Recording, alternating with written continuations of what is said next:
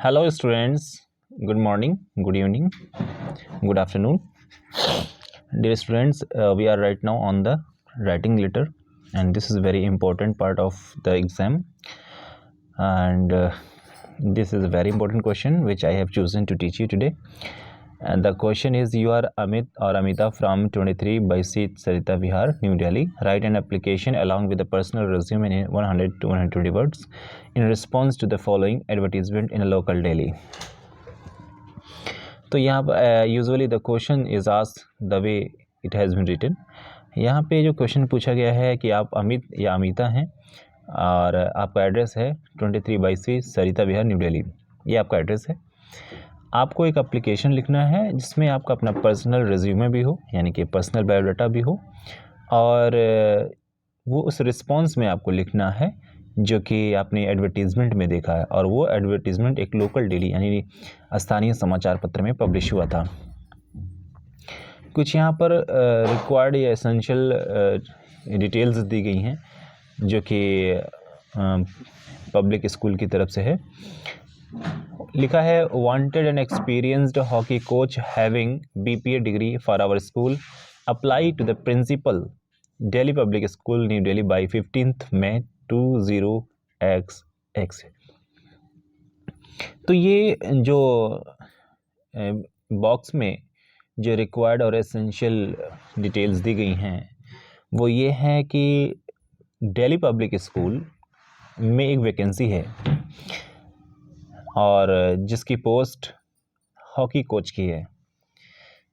तो Delhi Public school की requirement है कि एक BPA डिग्री होल्डर होना चाहिए और अनुभवी हॉकी कोच होना चाहिए, उसकी रिक्वायरमेंट है। यानी हॉकी कोच की रिक्वायरमेंट है और उसके लिए क्वालिफ़िकेशन जो डिज़ायर्ड है वो ये है BPEd, जिसको हम बोलते हैं बैचलर ऑफ फिज़िकल एजुकेशन। देखिए लेटर कैसे लिखते हैं। सबसे पहले तो आपका एड्रेस होना चाहिए, सेंडर्स एड्रेस, भेजने वाले का पता होना चाहिए, जो कि आप देख पा रहे हैं 23/C सरिता विहार न्यू दिल्ली, ये लिखा हुआ है। और देखिए लेटर के हर पार्ट के बीच में एक मतलब गैपिंग होनी चाहिए, ध्यान दें, एक लाइन की गैपिंग ज़रूर होनी चाहिए। फिर इसके बाद सेंडर्स एड्रेस के बाद क्या होता है, डेट लिखा है 9 मई 2000 समथिंग, जो 22 हो 23 हो, जो भी XYZ आप लिख सकते हैं। इसके बाद होता है रिसीवर्स एड्रेस। रिसीवर एड्रेस में देखिए लिखा है the principal Delhi Public School New Delhi, क्योंकि आप इनको ही लेटर लिख रहे हैं।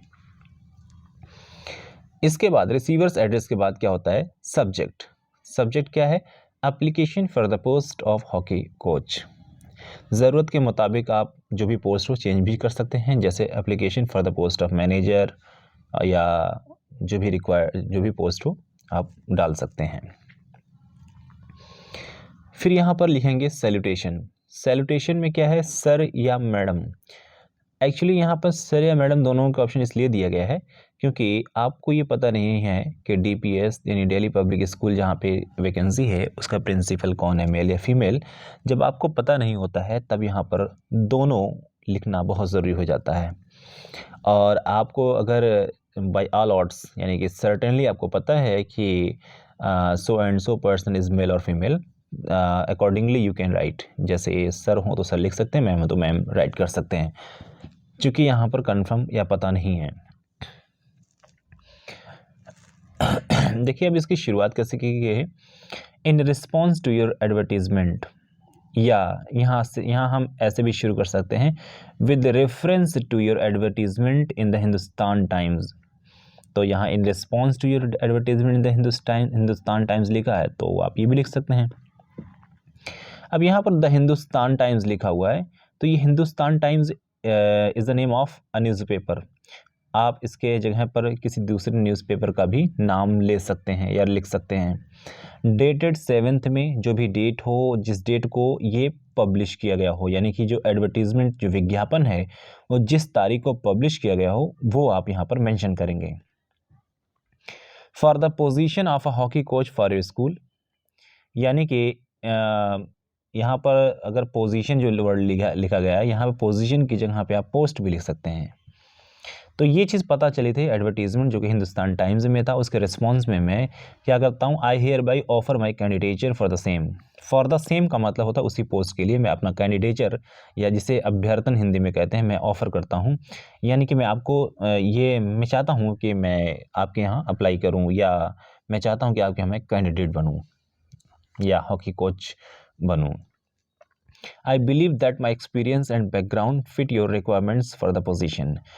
अब यहाँ पर कहा जा रहा है कि मैं विश्वास करता हूँ कि जो मेरा एक्सपीरियंस है और बैकग्राउंड है, यानी अनुभव है, जो मेरा बैकग्राउंड का मतलब समझ रहे हैं, जो पृष्ठभूमि है, वो आपके पोजीशन के हिसाब से फिट बैठता है। जो आपकी ज़रूरत है, जैसे BPED है तो बैचलर ऑफ फिजिकल एजुकेशन, वो मैं हूँ, यानी कि जो आपके एसेंशियल रिक्वायरमेंट्स हैं वो मैं फुलफ़िल करता हूँ। फिर यहाँ पे देखिए सेकंड पैराग्राफ, याद रहे कि हम बॉडी ऑफ द लेटर हमेशा कम से कम 2 और 3 से 4 पैराग्राफ में लिखें। अब यहाँ पर दूसरा पैराग्राफ शुरू हुआ, I have a good 12 year experience as the hockey coach for Saint Ives College New Delhi. तो यहाँ पर जो कैंडिडेट है जो अप्लाई कर रहा है, इवन अमित यहाँ कह सकते हैं, तो वो कह रहा है कि मेरे 12 साल का एक्सपीरियंस है एज अ हॉकी कोच के रूप में 12 साल का एक्सपीरियंस है, वो भी Saint Ives College New Delhi में। अपार्ट फ्रॉम बीइंग, ये फॉर की जगह फ्रॉम होगा, ज़्यादा अच्छा रहेगा। तो नेक्स्ट यहाँ अपार्ट फ्रॉम नहीं बल्कि coach from Saint Ives College New Delhi. आगे देखें, apart from being a hockey coach, यानी हॉकी कोच होने के अलावा I also run my training institute for hockey enthusiast, यानी कि मैं ट्रेनिंग भी देता हूँ, ट्रेनिंग इंस्टीट्यूट भी चलाता हूँ ऐसे लोगों के लिए जो हॉकी में ज़्यादा इंटरेस्ट रखते हैं, ज़्यादा इंथुजियास्म रखते हैं, मतलब वो हौसला, वो जज्बा रखते हैं, उनके लिए मैं ट्रेनिंग इंस्टीट्यूट भी चलाता हूँ। I am a bachelor degree holder in physical education, मतलब मैं BPED हूँ, BPED की डिग्री हमने हासिल की हुई है। I am sure that I can work well with the students of A prestigious school. यहाँ पर बोला गया मैं श्योर हूँ कि मैं आप बहुत अच्छे से स्टूडेंट के साथ काम कर सकता हूँ, यानी कि आपके इस प्रतिष्ठित, प्रेस्टीजियस मीन्स क्या होता है, प्रतिष्ठित या फेमस स्कूल के स्टूडेंट्स के साथ में अच्छे से काम कर सकता हूँ। थर्ड पैराग्राफ में, जिसे हम कंक्लूडिंग पैराग्राफ कहते हैं, फर्स्ट जो होता है इंट्रोडक्टरी होता है, सेकंड आपका मेन या चीफ या प्राइम या जो कंटेंट होता है, इसके बाद फिर कंक्लूजन सेक्शन होता है। तो देखते हैं, you may call me for an interview on any date as per your convenience, यानी कि अपने कन्वीनियंस के हिसाब से आप मुझे इंटरव्यू के लिए कभी भी बुला सकते हैं। I shall be able to join my duties at 1 month notice if appointed. तो उसने कहा, इसमें जो सेंटर वो कह रहा है कि मैं अपनी ड्यूटीज़ ज्वाइन कर लूँगा, और भी कब, at 1 month notice if appointed, अगर मैं अपॉइंट होता हूँ तो 1 महीने के नोटिस पे मैं ज्वाइनिंग कर लूँगा। As requested I have enclose my resume with this letter, जैसा कि रिक्वेस्ट किया गया है तो मैं अपना लेटर भी इस लेटर के साथ रिज्यूमे भी इनक्लोज कर रहा हूँ। इनक्लोज का मतलब संलग्न करना या अटैच करना। ये तो हो गया बॉडी ऑफ द लेटर, लेकिन इसके बाद क्या लिखना है, सब्सक्रिप्शन में क्या रहेगा, जैसे योर्स सिंसियरली लिखा है, आप ज़रूरत के हिसाब से आप योर्स ट्रूली भी लिख सकते हैं। और फेथफुली तो मोस्ट कॉमनली तब लिखा जाता है जब आपके फ्रेंड्स वगैरह होते हैं तो फेथफुली लिखा जाता है, पर यहाँ भी लिख सकते हैं, बट मोस्ट प्रेफरेबल होगा कि आप अपने दोस्तों के साथ लिखें। योर्स सिंसियरली ज़्यादा यूज़ होता है, ये ज़्यादा अच्छा है। इसके बाद अपना नेम यहाँ पे राइट करें और साइन भी कर सकते हैं। फिर देखिए नीचे आप एनक्लोजर ANCL या एनक्लोजर लिख करके आप रिज्यूमे लिख सकते हैं। अगर आप रिज्यूमे यहाँ पर एनक्लोज कर रहे हैं तो रिज्यूमे लिखें, या फिर कोई और बायोडाटा वगैरह आप इनक्लोज कर रहे हैं तो वो भी यहाँ पे लिख सकते हैं, यानी एनक्लोजर में क्या दे रहे हैं वो आपको दिखाना होगा। चलिए हम लोग रिज्यूमे देख लेते हैं कैसे बनता है। सबसे पहले नेम लिखेंगे, नेम किसका, यानी आपका अपना नेम, फिर फादर्स नेम मिस्टर श्लोक शर्मा जैसे लिखा हुआ है, एज 41 ईयर्स, एज आप अपने हिसाब से लिख लेंगे। एड्रेस 23YC सरिता विहार न्यू दिल्ली, ये आपका एड्रेस तो पहले से उसमें मेंशन ही था। Hobbies playing, training, boxing, cricket, ये हॉबीज़ जैसे इसमें लिखा हुआ, ज़रूरी नहीं कि आप यही लिखें, ये जैसे लगता है कि आपको कोई दूसरी हॉबीज़ हैं तो वो भी लिख सकते हैं। अब जैसे यहाँ पर जो लिखा हुआ है ये तो एक फॉर्मेट के रूप में लिखा हुआ है, मतलब एक सैम्पल है, और जो रियलिटी में जो आपको अपना लगता है कि रिज्यूमे में आपको इनक्लोज करना चाहिए, वो चीज़ें डालनी चाहिए, इंसर्ट करनी चाहिए, वो अपने हिसाब से डाल सकते हैं आप। प्लेइंग पसंद नहीं है तो मत लिखिए, रीडिंग पसंद है तो वो लिख लीजिए। लैंग्वेजेस नोन, कौन सी लैंग्वेजेस आप जानते हैं, वो हिंदी एंड इंग्लिश। आप अगर और भी लैंग्वेज जानते हैं तो उसमें इंक्लूड कर सकते हैं। नेशनैलिटी इंडियन, चूँकि इंडियन है ही है तो इंडियन लिखेंगे, अगर फॉरेनर होते तो फॉरेनर लिखते हैं, ठीक है, या जहाँ जो भी नेशनैलिटी होती है आपकी। एजुकेशनल क्वालिफिकेशंस इसके बाद लिखेंगे, graduation in physical education BPEd from prelude college Indore.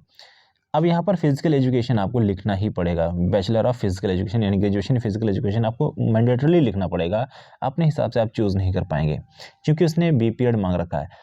अगर मान लीजिए आप किसी और चीज़ में अप्लाई कर रहे हैं या बीपीएड वहाँ रिक्वायर्ड नहीं है तो आप ज़रूरत के हिसाब से यहाँ पे 12th या ग्रेजुएशन या एमए बीए जो भी कुछ डालना चाहें वो डाल सकते हैं। इसके बाद एडिशनल कोई आपने डिप्लोमा वगैरह लिया है तो diploma in hockey training from FIT academy Bhopal ये डाल सकते हैं, अगर लिया है अगर तो डाल सकते हैं, नहीं तो फिर कोई बात नहीं। नेक्स्ट है देखिए एक्सपीरियंस में, एक्सपीरियंस आप शेयर कर सकते हैं, hockey coach in Saint Ives College New Delhi for 12 years, ये देखिए आप डाल सकते हैं, इसमें एक्सपीरियंस क्या है आपका। और फिर इसके बाद आता है एक्सपेक्टेड सैलरी, ये भी मेंशन होता है एक्सपेक्टेड सैलरी कि मतलब आप कितनी सैलरी की उम्मीद करते हैं। तो अगर आपको लगता है कि you are a very talented person, आपको जो सैलरी चाहिए एक्सपेक्टेशन जो आपकी है वो आप यहाँ पे मेंशन कर सकते हैं। अगर आपको लगता है कि नहीं मेरा काम चल जाएगा जो भी देंगे तो आप नेगोशिएबल लिख सकते हैं।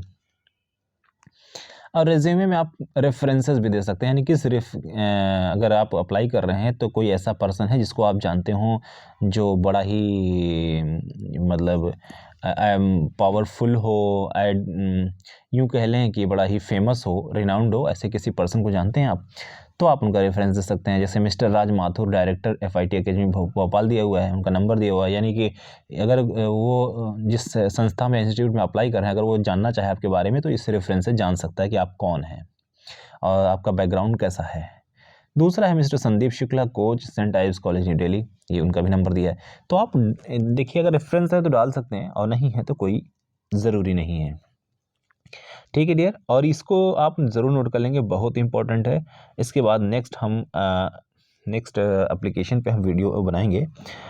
ये तो आपका 5 मार्क्स तो सिक्योर करना होगा, आपको बार बार राइटिंग करके बार बार लिख करके प्रैक्टिस करनी होगी। और पहले ये पैटर्न समझ लिया आपको आपका पैटर्न क्या है और कहाँ पे कौन सी चीज़ें हमें लिखनी है, ठीक है। Thank you for watching this video, see you again in the next video, till then bye bye.